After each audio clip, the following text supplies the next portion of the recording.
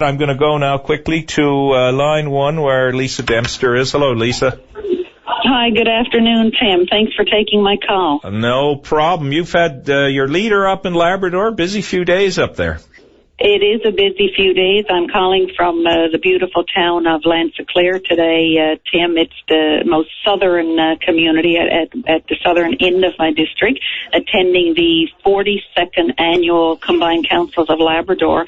And it's nice to phone in and take a couple of minutes to chat about what Combined Councils is doing. But right off the top, I want to say, noticeably absent, the Minister of Municipal Affairs. And as a member of the House of Assembly representing this district, I find it really disappointing that when, Labrador is a big land, we have a lot of geographical barriers when it comes to bringing everyone together. But this is the one event that happens where you have people from Nain in the north to Lanceclair in the south, Goose Bay, Lab West, all come together to talk about priority pressing issues in Labrador. All of the municipal leaders, but the municipal minister for it's not good enough. Now, I've actually been to when Tom Padden, this is a long time ago, was president of the Combined Councils, and I worked for John Crosby. That's a long time ago.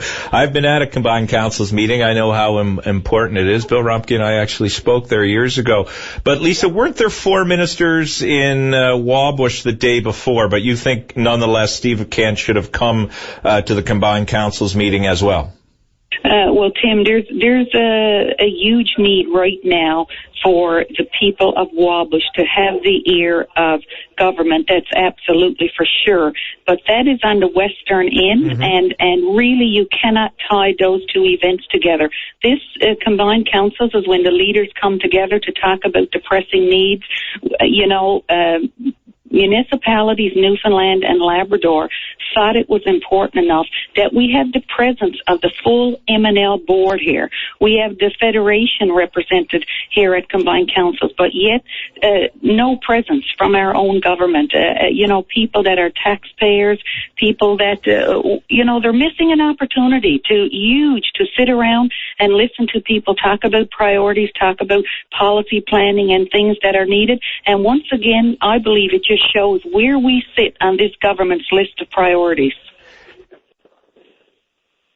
I understand the argument, Lisa, because I know, as I say, I've been to that meeting.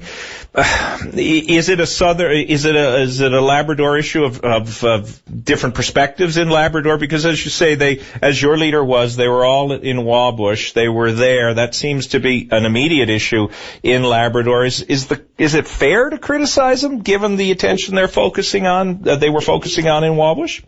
Well, the thing is now, they're not in Wabush right now. Yeah, they're in Corner Brook. They're actually off right. But yet we have, our leader, Dwight Ball, is here at Combined Council. Yeah, he did speak this afternoon. Lorraine Michael, the leader of the NDP, is here, and yet we have nobody here from government. It's very disappointing. And I want to say that no matter, they're for certain topics, certain issues, certain conventions, Tim, you put politics, political affiliations, and colors aside. We're all taxpayers. We all need to be working together to see where we can make the best investment to get the best return on the dollar.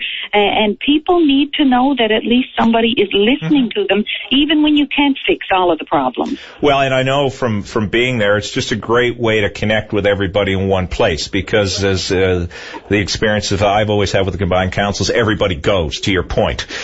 So you can, as a political leader, as a business leader, touch everybody at once.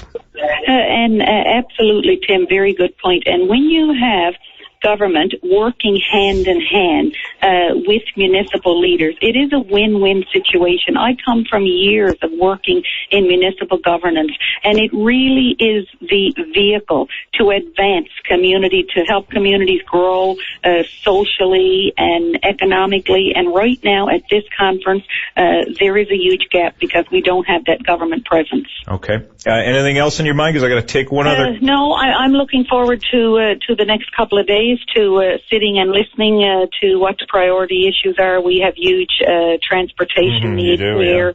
But that's not the only one. It seems like transportation, everything hinges on that, but it's also the pressing needs of health, improvements that can be made to the medical transportation program. There's education, there's the high commercial rates.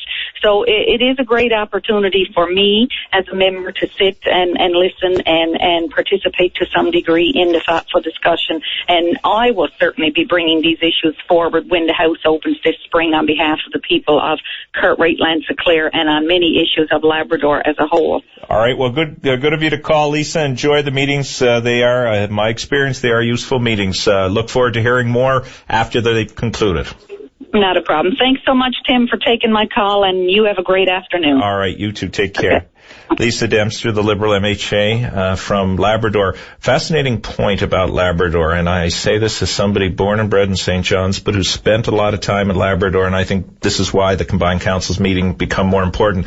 Really believe that Labrador is a huge part of the engine of the future provincial economy, and it's not just Muskrat Falls. There's so much else going on up there. We've heard the bad news about Wabush. We've heard some good news about Alderaan, but it's a place that is still yet to meet its full potential, and we should pay lots of attention to it.